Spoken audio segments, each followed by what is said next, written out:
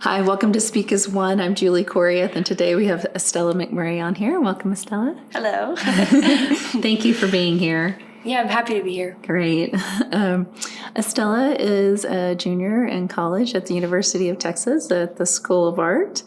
And recently, well, not recently, about 6 months ago, we had your dad on here. And he mentioned talking to you. And so I just am really thrilled that you're here and can't wait to learn more about you and you know, how mental health has affected your family and what we can do in order to help others moving forward. So thank you. Yeah. So I'd love to know a little bit about how you were raised and where you grew up and well, I'm from Fredericksburg. I lived there. We moved from San Antonio when I was in kindergarten and moved to a little town an hour and a half outside of Austin. And I was raised, I have two older brothers. We lived out on property, and it's just different than the hustle and bustle of Austin now that I'm here in college. And it definitely was a shift, but I loved growing up there. It was a great place to grow up. That's what I'm trying to say is with your generation, I know it's different because when I was growing up, I didn't know anything about mental health. I didn't know it existed. Yeah. Is that something that you started understanding growing up in your house? Was it talked about amongst middle school or high school or anything? I would say no, for the most part. You would hear people say that they were depressed but I never really understood it, unfortunately, until it affected our family so tragically. But I would say in my schooling, no, there was no talking about it, especially whenever I was younger. And then in high school, they had hotlines that you could call, or they would you could see it in social media or films that they made. And there was more of a focus there, but not that it was a joke at all, but no one ever talked about it because it hadn't really affected it. At least within my close circle and my family, it was just never a conversation of, how are you feeling today? I know that the tragic loss in your family happened while you were in high school. And so, as you mentioned, you have two older brothers. Yeah. So I have Belton, who's the middle child. He's 3 years older than me. And then Harry was 6 years older than I was. We lost Harry when I was 17. And he was at the University of the South, and it's called Swanee, he went to school in Tennessee. And he came home from college, and I thought it was awesome because him and I were so close. He was my best friend, and he came home from college, and I was 17, a sophomore in high school, and I was so excited to have him home. But there was no conversation of this why he was home. It was just Harry's home from school, and we're working things out. And so I thought it was great because I got to spend more time with him. Yeah. But I didn't really know actually what was going on at all. Yeah, because really, I feel up until recently, talking about mental health they're so stigmatized, and even amongst families, and I don't want to say all families, but to talk about that really was just not something. It sounds like for you too, is just not something that you do. No. Yeah, you keep it internalized, or your parents knew. Yeah. But it's not a conversation for the rest of the family. Right. Yeah. No, I think that, no, I don't think he might have been embarrassed to be home. I don't think, it wasn't he was posting on his story saying oh yeah, I'm home from college. It was it's not that he was hiding at home, but it was not a joyful time whenever he was home. Yeah. It was a lot of hard conversations and learning a lot about mental health and why someone feels that way and why he felt that way and all of these, was something that I just had no idea about. And so it kind of, now looking back on it, it kind of was over my head and I didn't even really realize what was going on. But I would say now I definitely have more conversations about like how I'm actually feeling. Like I'm feeling anxious today. And I think within our family, it definitely like created some conversations and was like the best outcome for our family, like emotional wise. Right. If that makes sense. Yeah, like, it does. And, so you're in high school and once again, things are not really talked about even amongst your friends. Right. If there is something going on with your friends, even you don't really know about it, don't really talk about it. And then your brother comes home and things aren't being addressed there either. And so it was probably hard for you to even notice signs or to understand if there is no dialogue within community. Yes. We're not taught about it in schools. No. They talk about, I feel like at your orientation for college or in high school, they would have like a quick conversation of like, okay, even if we started classes today for the spring semester and in my classes, either in the beginning or in the end, they talk about like the resources that you can use, which like hotlines and emails and all of these things, like they have contacts for you as like an outlet, but that was not how it was whenever I was younger at all. Mm-hmm. But it's interesting, like the shift socially with like conversations about your mental health and like how you feel and everything like that. Yeah. So when you were a junior, when Harry came home, sophomore. A sophomore. Yes, okay. Yeah. A sophomore when he came home. Because I had my license. I knew that. That was important. Yeah. When he came home and the two of you were hanging out, did he talk about his mental health? Unfortunately, like one of the first nights, I wish that I had like acted upon this, but I didn't.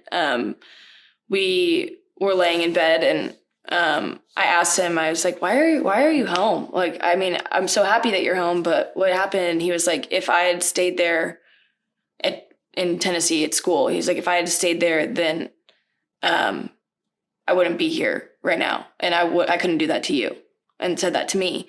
But it didn't really make any sense. I was like, what do you mean you wouldn't be here? Like, and I didn't ask any questions. I was just like, okay, well, great. And I gave him a hug and we didn't talk about it anymore.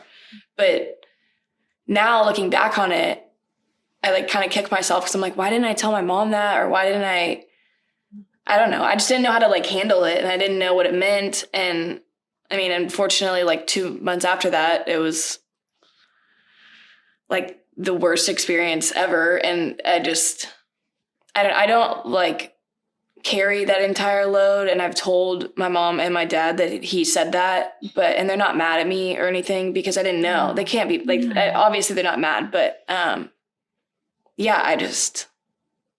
was bizarre. But it wasn't, he didn't say like, oh, I was depressed and I came home from school because I couldn't take it anymore or anything like that. He just said I wouldn't be here if I had stayed there. And so it's kind of hard to understand exactly what he meant by that, Right. I'm glad to hear that you don't take that on because, you're not at that age, especially, and I don't even know at my age if I would have known how to respond to that. Right. Which is why we're here, Mm-hmm. How do you respond to somebody that says something like that to you, family member, friend? What does it mean, Right. Or do they mean that they are wanting to have thoughts of taking their life? Yeah. And so, he then went on, like with you when y'all were hanging out, he then went on to just, I guess, it seemed like he was living a regular everyday life. There were no interactions with him where you were feeling like things were different. I just noticed that he always cares much about his like physical shape, and he was an amazing golfer, was captain of the golf team whenever he was at Swanee, and worked out a lot and like really had lived his life in a routine, like would wake up in the morning, work out, do his Bible study, go to the golf course, go to like do all, like he was very routine oriented. And I feel like when he came home, because I was the same way. And so that's why we just like worked really well together. I mean, we're siblings, but we like loved doing those kind of things together, because I picked up golfing mainly because of my dad and my brother, you know, because it was something that we could all do together. And whenever he was home, he just like would spend a lot of time like sitting on the couch, like watching TV and movies. And I didn't really think anything of it. And then like he would go into town and like go to Sonic and get blizzards and like milkshakes and all these things. And he never used to eat like that before, you know? And so his like eating tendencies kind of changed. I remember we were driving around and he was like, oh, let's go to Sonic and get a milkshake. And I didn't really think anything of it at the time, but I was like, okay, great. Yeah, let's go get a milkshake. But he never ate that way. And so I thought that was like, looking back now, I thought that was a little bit off, and not really following his routine was definitely off. It was kind of like he was just like giving up, and like his body, like, I don't know. So I would say that was definitely different than it was before. Okay. Do you mind sharing with us how you found out about Harry? Because here you are, he's back at home, you're so close, y'all are living together every day again. And, I mean, you were probably the closest person to him at that point. Yeah. Like the week before, he kind of started to especially drift off, like, and was doing a lot of things by himself. We have a barn that is like about 200 yards from our house, and that's like where all the tools and stuff are. But then there's a section that has like a couch and TVs. And so he was going and sitting over there and watching movies like all day long by himself. And I think my mom tried to go over there and get him to come back over to the house. And he mainly just wanted to be alone over there, and then started getting kind of defensive about it, and was just basically told her to just leave me alone. And he just like wanted to be alone. But I remember like the night before, everything was fine. I had school the next day, and we like watched a movie together. And then I think we went to bed, and I went to school, and I got called out of my class. It was second period, and I knew that I wasn't supposed to be late because I had golf regionals. And so we were leaving at the end of the day, and I didn't have a doctor's appointment. And I wouldn't be getting pulled out for my mom just like wanting to go on a shopping day or whatever, you know? So there must have been like a reason for me to be getting pulled out, especially because I had only been at school for like an hour and a half. And so I got pulled out of class, and my mom like found me in the hall as I was walking to the office, and she wouldn't tell me what was wrong. I asked her, and she basically just said, like, we need to get outside. We need to get out of the school. And I asked her, I was like, is it Belton? And she said, she shook her head. And then I said, is it Harry? And she like started immediately bawling, crying. It was raining outside. It was like the gloomiest day ever. It was awful. And it was all kind of happened in like a whirlwind. And I wasn't able to go into my house because they had to like make sure the area was secure, which was horrible because there was like ambulances and cops and all these things. And like a cop tried to ask me questions, and I literally couldn't even formulate words. It was awful. And and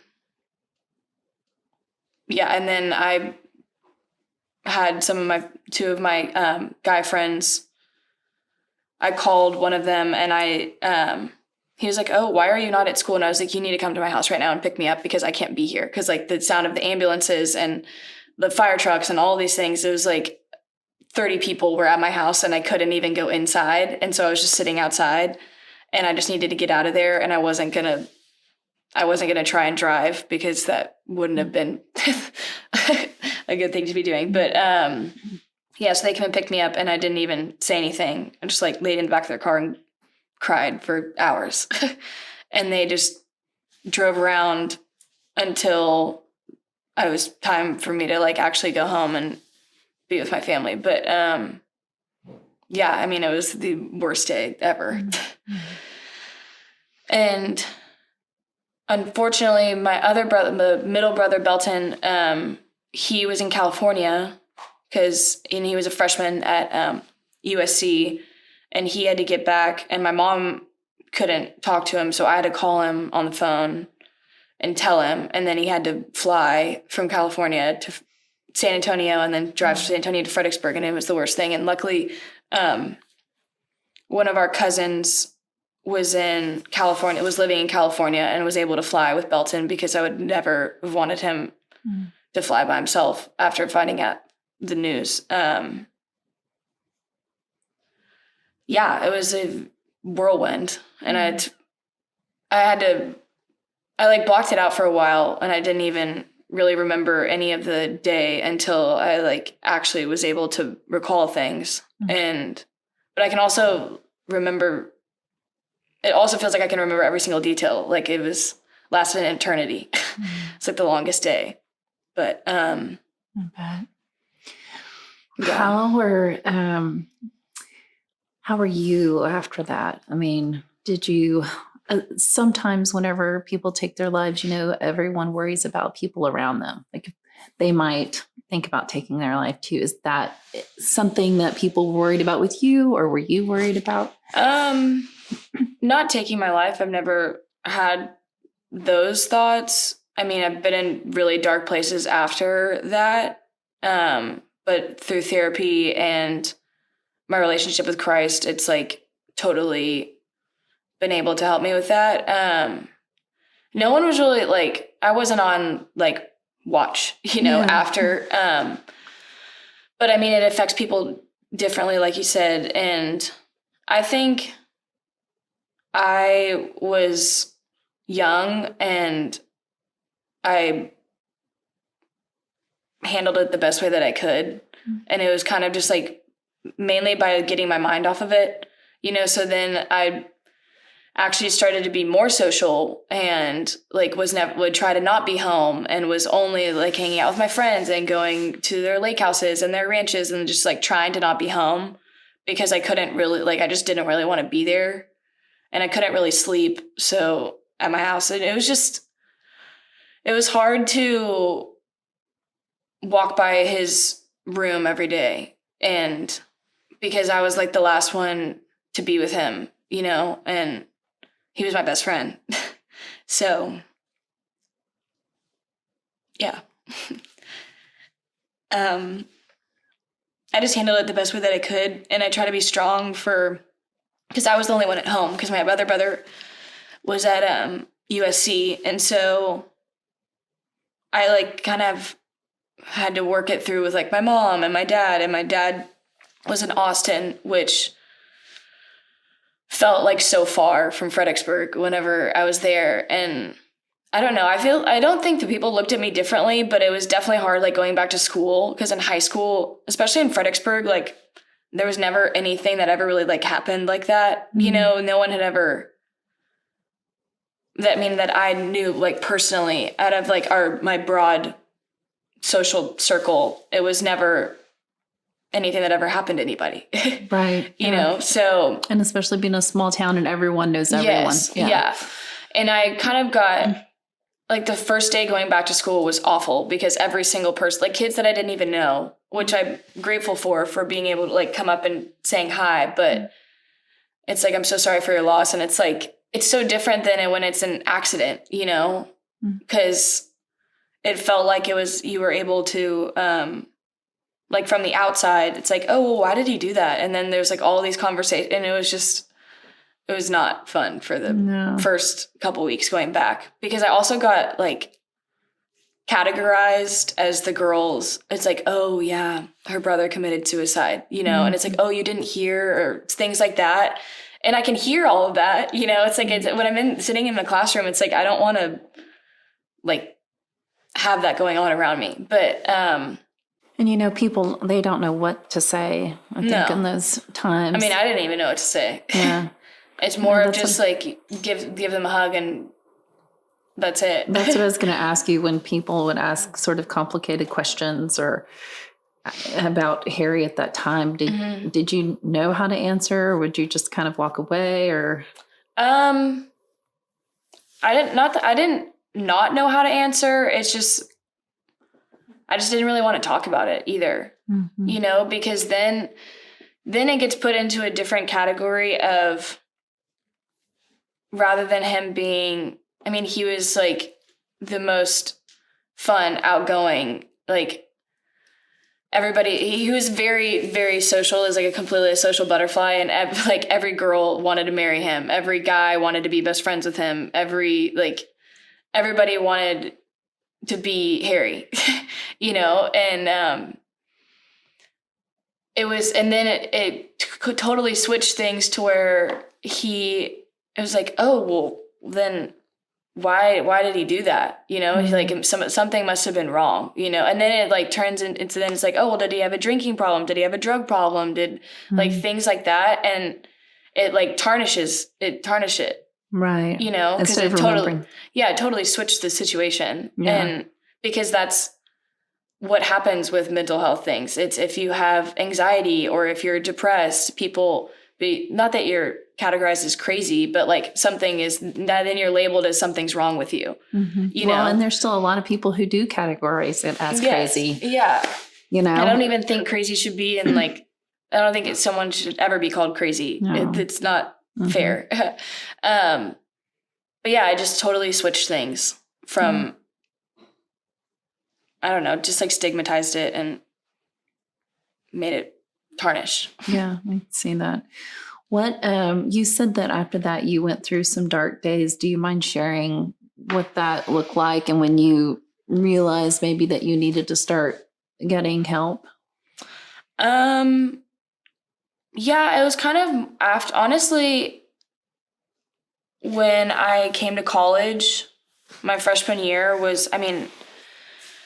I went through Greek life, and I like got into a sorority, and I had all these good girlfriends, and everything was I had a boyfriend that went to another school, so I was doing long distance relationship, and it was my first time being out of Fredericksburg, you know, and I was in Austin, and I was thrown in, and it was so fun from the outside, but from the inside, it was like I was just self-conscious, and I didn't know if like how people viewed me, you know, and then I just got self-conscious and wanted to not really do anything. So then I don't know. And then, but I was going to therapy before that, just because when something happened, I was told that like when something happened to me, like what happened, that you have to get help, you know? And so not that I was forced to go, because I wanted to go and talk about everything, and rather than just internalizing it. But I kind of like brought myself out of that, especially through like prayer and being able to talk to somebody rather than just talking to your friends or your family. I think it's important to actually talk to someone that has knows what they're talking about, you know, and can give you advice, and it's not based on like your friendship or your relationship with somebody, you know. I think it's just important to have like a different view on things. Well, and that's why they're professionals. Yeah. And either a licensed counselor or a doctor, whatever you choose to go to, you know, that's why they go, you know, just like any doctor, they go to school and then they go through the training so they can be there for people who are going through certain things in their life, you know. Yeah, and you know, college, that first year is so challenging in itself. And no one ever talks about it, ever. It's like, more of the conversation was, oh, you must be so excited to get out of Fredericksburg and go to school at UT and have all these great friends. And it's like, yes, that's exactly what happened. But it was very, very scary. And no one talks about how hard it was, about how lonely it is, how academics are hard, socially trying to find friends. And I don't know. It was like, I was actually having this conversation with one of my roommates, and we were saying that no one ever talks about how hard freshman year was. And it's true, because everybody's like, oh, you must be having so much fun. It looks fun. Like your social media looks like you're having a great time, all that kind of stuff. And it's not exactly reflecting what is actually going on. Right. You know? No, and they're not talking about it. And I think what now it has shifted. I mean, one thing from COVID, I feel like, is that we hear more about mental health. Yes. It's hard, the transition, you know, like no matter the distance, you could be from Austin and go to UT and it would still be a change. Yeah. You know, and similar to Harry, I'm very like routine oriented, and I usually have my day planned out before the day even starts. And if you're changing your routine and changing your like dynamic of how your day goes, it just can totally throw someone for a whirlwind, you know. And I don't know. I think that being at UT has been great now because I've learned how to work with it, like work with how I'm feeling. And if I'm feeling anxious or sad or whatever my feelings are for the day, I'll actually address them and like do things to either perk myself up or just have to deal with it, you know, and actually feel the emotions. And I think that that's probably a change that just because I've gotten older and like learned to deal with it. But it also, I was 16 or 17 when Harry took his life. And then when I came to college, it was like, oh, well, it's been a couple of years now. Like, you must be okay now, you know? And that's just not the case whatsoever, you know? So, I mean, a lot of time has passed and I've worked through a lot of it, but it's still there. That those feelings are still there and they're never going to go away. No. And, you know, and grief is hard. Yeah. Because it can be a moment or, you know, a song or something that pops up and you can go right back to that moment when you're with that person and it feels like it was there and you're there. And, and it's just a tricky emotion that can really, like I said, pop up at different times. And it doesn't have a timestamp too. You know, I thought that right after everything, I was like, oh, with time, like I'll feel better. And I felt worse like over the years because it had been so long, you know. It wasn't like counting like, oh, it happened 6 months ago. It happened a year ago. Now it's like, oh, it happened almost 4 years ago, you know. And it's crazy because it doesn't feel like felt like yesterday. Yeah. In the worst way. Because you feel those emotions so strongly and you're never going to like forget how you felt on that day or in those moments that you had with him. And it's just like, oh, I wish I could have that back, but you can't. Yeah, no.